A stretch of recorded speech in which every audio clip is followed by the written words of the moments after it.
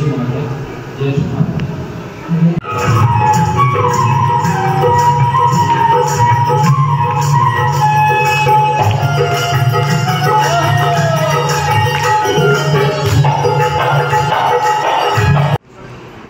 महाराज जी, सबसे पहले तो दिल्ली आगमन पर आपका बहुत बहुत स्वागत है।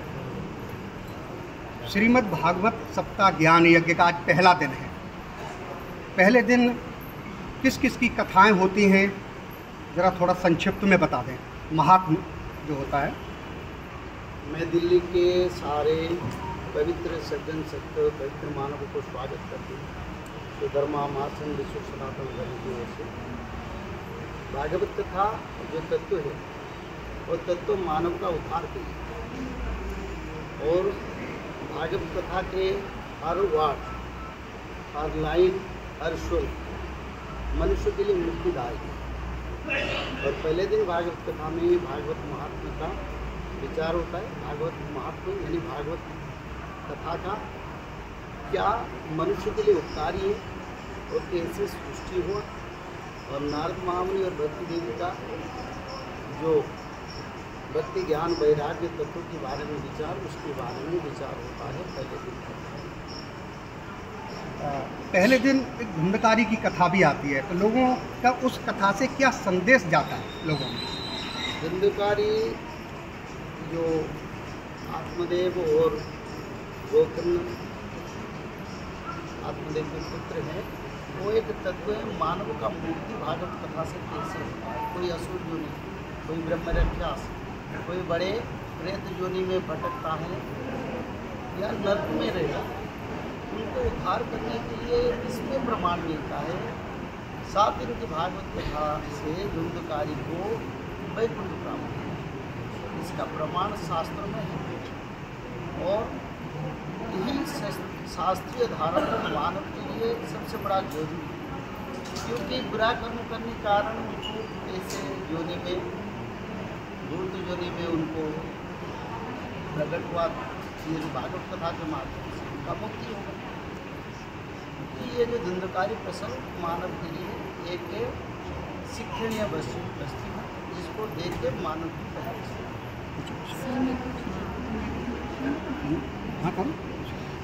गुरुजी, मैं ये पूछना चाहूँगी, जिस तरीके से तमाम संत हैं वो भागवत कथा करते हैं, भक्त तो उनके उसमें आ जाते हैं, उनसे सुनने के लिए आते हैं, उन पर विश्वास करते हैं। कई ऐसे संत हैं जो कि भक्तों का जो है कहीं ना कहीं फ़ायदा उठाते हैं। कई ऐसे संत हैं जो आज की डेट में जेल में पड़े हैं, उनके लिए क्या कहना चाहेंगे? वो लोग भागवत कथा कर रहे थे कभी? वो कभी भागवत कथा कर रहे थे? जो लोग जेल में है और भागवत कथा करने वाले लोग गलत नहीं होगा। अच्छा, तो भागवत कथा अलग बात है, कोई आत्म प्रकाश करने वाले लोग अलग बात है। तो भागवत कथा करने वाले कभी जेल में नहीं है, क्योंकि भागवत कथा जो करते हैं वो तो भगवत ज्ञानी है, भगवान का कृपा रहता है, वो धर्मी लोग करते हैं। तो वो लोग कभी ऐसे गलती नहीं किए हैं, आज तक हमने नहीं दिखे भारत इतिहास में, और नहीं किए। पहले जो है भागवत कथाएं आए दिन होती रहती थी, हर स्थान पर हम देखते थे। अब जो है कम हो रहा है, इसके लिए किसको कारण मानते हैं? नहीं, पहले ज़्यादा, पहले के सिवा आजकल ज़्यादा हो रहा है। देखिए, पहले तो भागवत कथा को लोग जानते नहीं थे।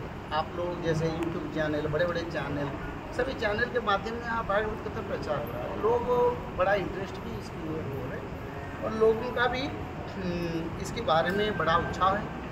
भारत में सभी जगह पर भागवत कथा को सम्मान है, विदेशों में भी करते हैं। सर, जैसे भागवत का अर्थ भक्ति, ज्ञान, वैराग्य, तारण, तो भागवत सुनने से लोगों की मुक्ति होती है, यानी जन्म जन्मांतर के जो पाप होते हैं उससे मुक्त हो जाते हैं। तो लोगों को कथा सुननी चाहिए, इसके लिए क्या संदेश देंगे जनता में, कितनी ज़रूरी है आज के युग में? देखिए, मैं तो ये मैसेज देना चाहता हूँ, क्योंकि हमारे साथ संत कुछ आए, हम संतों के साथ विचार हुआ था, ताकि दिल्ली में हम पहले कुछ घर घर जाके लोगों को बोलेंगे, अब तुम लोग भागवत पढ़ो। गले में कंठी और माथे पर तिलक देने से कोई सनातनी नहीं होगा। सनातनी होगा जब सनातन तत्व को अपने हृदय में धारण करेगा, और सनातनी तत्व के बारे में जब उन लोगों को ज्ञान प्राप्त होगा। तो इसलिए हमारी विश्व सनातन धर्म और संत महासभा जगन्नाथ क्षेत्र में हुआ था पिछले 15, 16, 17 सितंबर में, और उसमें ये निर्णय किया गया हर घर में भागवत, हर घर में त्रिकाल संध्या, संत लोग आप प्रचार करेंगे, संत लोग घर में नहीं बैठेंगे, और हम लोग ये दिल्ली में शुरू करेंगे। आप क्या ये चाहते हैं, सरकार से डिमांड करते हैं कि जैसे अन्य धर्मों में होता है कि उनकी ग्रंथों को जो है पढ़ाया जाता है, लेकिन क्या पाठ्य पुस्तकों में भी क्या गीता का अध्याय होना चाहिए? आप देखिए, इसके लिए जगन्नाथ धाम साधु सभा में 17 नियम पारित हुए। उसमें एक नियम है, हमारी जो एजुकेशन व्यवस्था है उसमें आध्यात्मिक शिक्षा दिया जाए। जो एजुकेशन हमारा न्यू जनरेशन को डिप्रेस करेगा या हमारी वीर गाथा के बारे में नहीं है, उसको उसी शिक्षा पद्धति से निकाल करके सांस्कृतिक और आध्यात्मिक और भारतीय परंपरा का शिक्षा देने के लिए हमने साधु संतों ने एक नियम पारित किया, जो प्रधानमंत्री और राज्य के हमारा उड़ीसा के मुख्यमंत्री बोलते हैं। तो ये तत्व है, आगे समय में आध्यात्मिक शिक्षा का प्रचलन होगा। इसके लिए संत लोगों का पहला मीटिंग में उसका पारित हुआ, फिर दूसरा मीटिंग वृंदावन में होगा अप्रैल में, और इसको हम करके रहेंगे। और क्या आपने इसके उसमें आपने कोई मेमोरेंडम है, आपको दे देंगे। सौंपा भी आपने? सौंपा भी है, मेल के माध्यम में सौंपे हैं, और फिजिकली देने के लिए अप्लाई किए जब टाइम में है।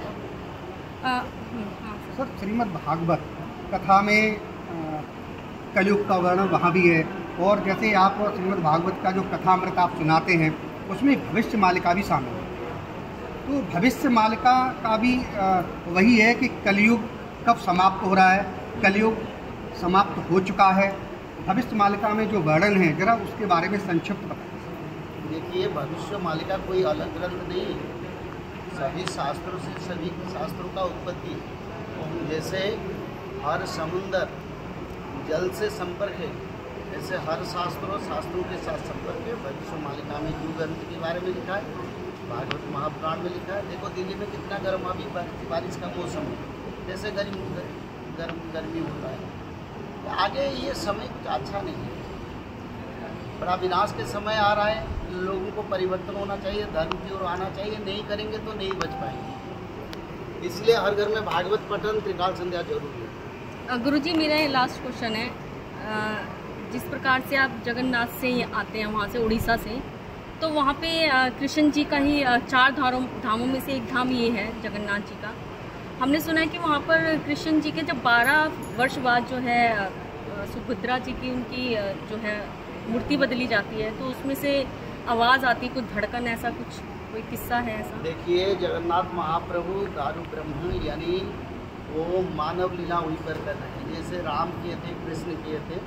कदाचित कालंदी तटविघ्नि संगीत करवो मुदा वीर नारी वदन कमला स्वाद मंत्र, यानी जैसे गोपी गोपाल के साथ भगवान कृष्ण लीला कर रहे थे, वैसे जगन्नाथ जी भी लीला कर रहे हैं। जगन्नाथ जी की दिल पर जो ब्रह्म है उसका धड़कन होता है, वो ब्रह्म है। इसी कारण सारा ब्रह्मांड में सभी हमारी जीवी शरीर में जो तत्व है ना, उनका अंश है। तो ये प्रभु तो है ना, तो हमारी दिल में अगर धड़कन होता है प्रभु के, तो ब्रह्मांड का धड़कन उनके दिल में दिखाई देता है। सारा ब्रह्मांड में जितने जीव है, जितने देवता, सभी का धड़कन उनका शरीर है। कुछ पूछो। सनातन धर्म की आपने अभी चर्चा की है, तो सनातन धर्म कैसे मजबूत होगा और बिना गुरुकुल के कैसे हम इसको मजबूत करेंगे? सुखदेव जी ने राजा परीक्षित को बताए, और भगवान वेद व्यास ने सुखदेव जी को बताए थे, जब तक श्रीमद् भागवत महापुराण मनुष्य लोगों का कर्ण पर नहीं जाएगा तब तक ज्ञान उदय नहीं होगा। इसीलिए हमारी ये मिशन संतों का, हम भारत में 120 करोड़ लोगों को भागवत पढ़ाएंगे। दिल्ली से कार्य शुरू होगा, 2-3 साल में करीब 10-15 करोड़ लोगों को भागवत पढ़ाएंगे, उसका बाद वो अपने आप चलेगा। आप भी क्या भारत सरकार से हिंदू राष्ट्रीय की मांग करते हैं भारत को? देखिए, मैं तो कहता हूँ सारा विश्व भारत है। हमारा लक्ष्य कुछ अलग है, क्योंकि हिंदू राष्ट्र तो भारत था, अभी भी है। किसने बोला भारत हिंदू राष्ट्र नहीं है? भारत हिंदू राष्ट्र था, अभी भी हिंदू राष्ट्र है, पर हमारी संविधान हिंदू राष्ट्र को समर्थन नहीं करता, हिंदू तत्व को समर्थन नहीं करता, पर तो हम हिंदू राष्ट्र अभी भी। अभी जो पढ़ाई पद्धति जो चल रही है, जो पढ़ाई पद्धति जो अभी चल रही है, उससे सनातन कैसे मजबूत होगा? आपने गुरुकुल का जवाब नहीं दिया। तो परिवर्तन करना पड़ेगा। संतों लोगों ने आवाज़ दिए हैं सरकार से, हम अपना जो दावी उसको रखे हैं, नहीं होगा तो उसको कार्य करेंगे। संत लोगों ने मिलकर सारा भारत का संतों का एकत्रीकरण हो रहा है। सर, भविष्य मालिका में ऐसे कौन से लक्षण बताए गए हैं जिससे हम ये समझें कि कलयुग या तो अपने यौवन पर है, या समाप्त हो चुका है, या बहुत नज़दीक आने वाला है? कलियुग अंत हो चुका है, मैंने पहले से बताया हूँ, अभी भी बता रहा हूँ। कलियुग अब नहीं है, अब युग संध्या समय है। इस कारण रोग, महामारी, आपद, युद्ध और पंचभूत का प्रलय हो रहा है। आगे उसका परिवर्तन होगा, लोग धर्म की ओर आए। तो इससे निजात पाने के लिए मान लीजिए अब कलयुग का अंत हो गया, आप कहते हैं कलयुग का अंत हो गया, तो मैं नहीं कहता हूँ, इट इज प्रूव्ड इन शास्त्र, all शास्त्र, भागवत महापुराण, श्रीमद् महाभारत, ये भविष्य मालिका पुराण जो जगन्नाथ संस्कृति का, गर्ग संगीता, मनु संगीता, शास्त्र में उसका प्रमाण है। हम कैसे प्रमाण कर लेंगे अपने आप? नहीं, जो शास्त्र में लिखा है। नहीं, भागवत कथा में तो अभी कलयुग का अंत नहीं है। कैसे नहीं? क्योंकि 4,32,000 वर्ष का जो ये बताया गया है युग, तो अभी तो 5,000 कुछ ही वर्ष हुए। यथा चंद्र तथा सूर्य तथा तिष्य बृहस्पति, इस श्लोक को मन में रखिए। तथा यथा चंद्र तथा सूर्य तथा तिष्य बृहस्पति एक रासु ममेश्यन्ति तथा पूर्वजुगाश्रितम, श्रीमद् भागवत का 12 स्कंद का 2 अध्याय में उसका वर्णन है। जिस समय ऐसा युग आएगा, सब उस दिन सत्य युग आएगा।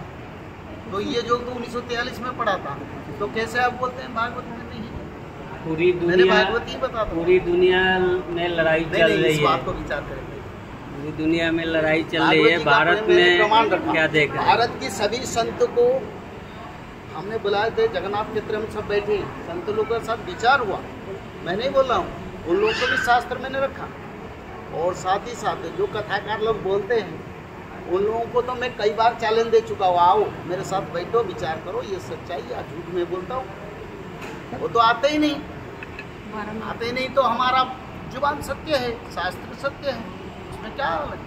तो भविष्य मालिका के अनुसार कलयुग बिल्कुल समाप्त हो चुका है। तो अब आप ये बताइए कि कलयुग अगर समाप्त हो गया है तो कलयुग में कितने लोग, अब जब समाप्त होने में कितने लोग बचेंगे? देखिए, अगर नहीं कोई संख्या? कलियुग तो समाप्त हो चुका है, क्योंकि शास्त्र में लिखा है। ये देखिए, मैं तो एक ब्राह्मण हूँ, मेरा कहाँ अधिकार इतने बड़ा बात बोलिए, पर मैं शास्त्र में पढ़ के शास्त्र को आपको समझाता हूँ। इसमें रविचंद्र बृहस्पति एक राशि पर जिस दिन मिलन होते हैं उसी दिन सत्ययुग आएगा। वेद व्यास जी ने लिखे थे 1943 में ऐसा युग चक्र, युग संयोग यानी ग्रहों का संयोग आया, जा चुका है। दूसरा का बात ये हमारा मनुष्य पुराण में ये लिखा है 5000 वर्ष के बाद कलियुग आएगा।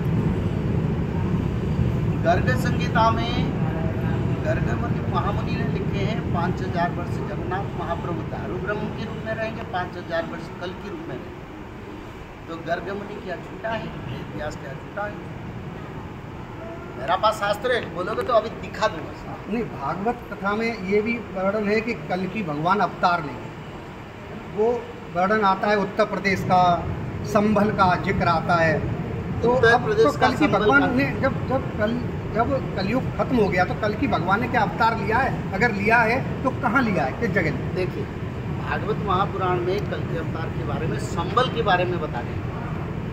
और भगवान वेद व्यास ने फिर जब महाभारत का रचना की उसमें वो परिवर्तन कर दिया। बोले पहले तो मैं लिखा था संबल में, फिर बाद में उसको बोले संबुद्ध संबल में जन्म।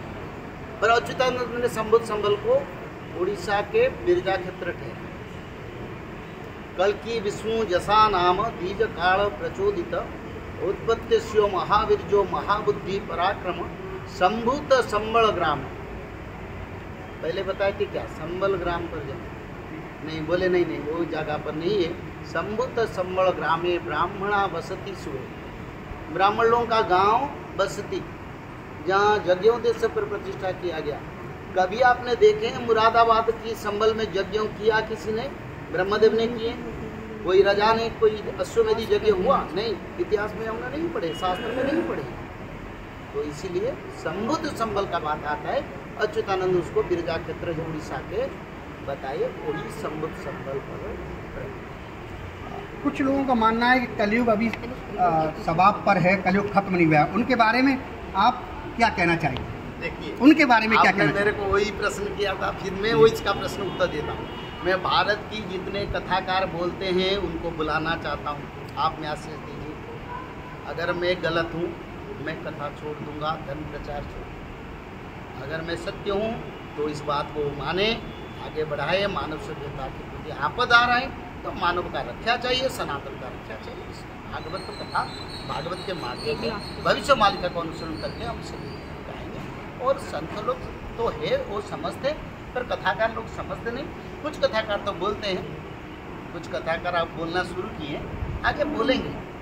तो ये महाविनाश की तरफ दुनिया बढ़ चुकी है। हाँ, दिल्ली में बड़ा वार होगा, पहले से बताता हूँ। ये लिखा है जगन्नाथ संस्कृति, तो इसके बारे में बताऊँ तो दिल्ली छोड़ के लोग चल जाएंगे। बोले दिल्ली में नहीं रहेंगे, घर नहीं करेंगे, सब रियल इस्टेट डाउन हो जाएगा, मार्केट पूरा डाउन हो जाएगा। हम नहीं बोलेंगे, सब लिखा है। अच्छा, अगर ऐसा होगा तो उसके लिए उपाय भी तो होंगे। उपाय इट शुड बी नहीं, उपाय भी तो होंगे ना। हाँ? पब्लिक उपाय भी तो कर सकती है ना, जिस प्रकार से तमाम ग्रंथों में उपाय भी तो लिखे होते हैं। उपाय लिखा है त्रिकाल संध्या भागवत पठन। और कुछ नहीं, संतों का सेवा करो, संतों का सम्मान करो, और कुछ नहीं। बस हमारा सनातन बड़ा सरल है। सनातन में जाति भेद धर्म कुछ नहीं है। सनातन धर्म सरल ही है। जो धर्म को मानता है हम उसको सम्मान करें, जो धर्म को नहीं मानते उसको हम विधर्मी कहते, बस। और भागवत पठन, त्रिकाल संध्या करे, संतों का सम्मान, ब्राह्मण का सम्मान करे, तब दुनिया में धर्म आएगा। तो भागवत जो सुनने के प्रेमी हैं, भक्त हैं, उनको क्या संदेश देंगे? आप सुनने के लिए हम नहीं बोलते, हम प्रचार करते हैं, घर घर में पढ़ो। यहाँ तो कथा हो रहा है, आगे हमारा यहाँ से शुरू करेंगे, आप लोगों को भी बुलाएंगे। आप थोड़ा कृपा करके आइए।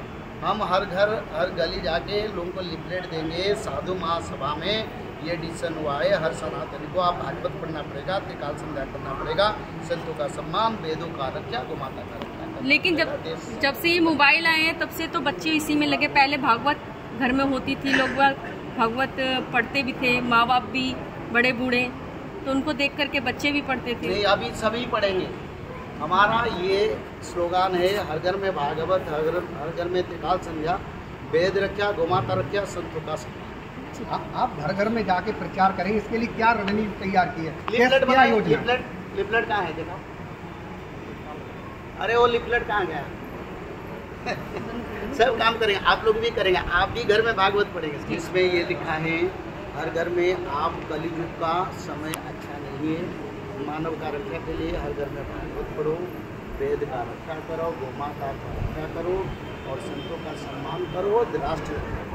आपने कहा गौ माता की रक्षा करो, क्या इसके लिए आप कानून की मांग करते हैं? हमने तो मांग किए थे साधु सम्मेलन में, केंद्र सरकार से। देखिए महाराष्ट्र में राज्य माता डिक्लेयर कर दी, सिक्किम में राज्य माता डिक्लेयर किया। आप लोगों ने तो एजेंडा किया था, वो एजेंडा भी पेपर मीडिया। लेकिन राष्ट्रीय लेवल पे राष्ट्रीय लेवल पे वो न्यूज गया था। नहीं, राष्ट्रीय लेवल पे मांग कर रहे हैं। पहले आपको ये पता है, राज्य बन के एक साथ नहीं होगा, ग्रेजुअली होगा। सर आपको पहले पता है, यहाँ पर संत महात्माओं ने धरना दिया था गौ हत्या के पीछे, काफी संतों की हत्या यहाँ पर करवा दी गई थी।